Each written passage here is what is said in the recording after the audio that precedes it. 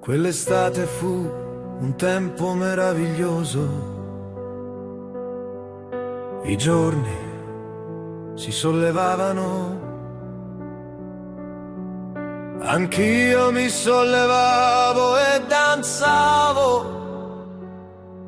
Non so se eri tu la causa, ma pensando a te i miei piedi non toccavano terra. In quel tempo tutto era giovane ed eravamo giardini di colori, giardini di uccelli. In quell'estate senti dentro ciò che sentivo da adolescente, quel mistero. Eri tu la ragione di tutto, o era il mio sguardo nel pensarti? Eri tu, o era la dea in cui credevi? So solo che tutto in me saliva e saliva e volevo soltanto danzare.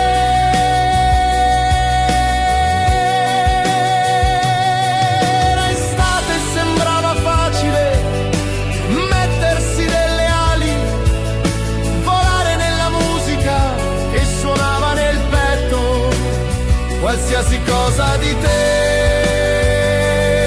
mi piaceva, la tua voce, la tua poesia, i baci custoditi, la tua indipendenza, la tua fede, la tua umiltà.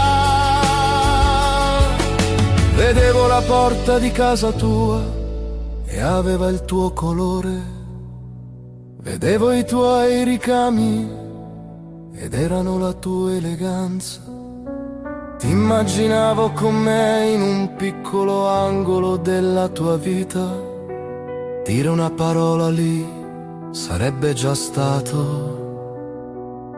accarezzarci in un luogo magico. Non riesco a comprenderlo, ma con te tornai ai miei 16 anni, a quel mondo convulso ed eccelso. Era estate e volavamo ogni giorno in un cielo azzurrissimo, poi, quasi senza accorgercene, arrivarono l'autunno, le piogge e le nebbie, ci riportarono a terra, le ali si bagnarono, qualche malinteso, qualche silenzio, qualche dimenticanza. Il tempo ci separò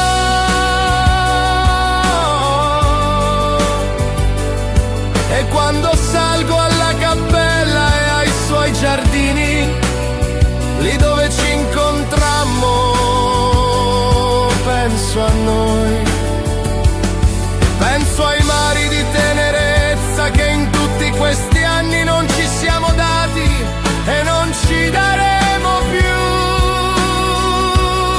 Dove sono andate le onde di mani e labbra e mormori?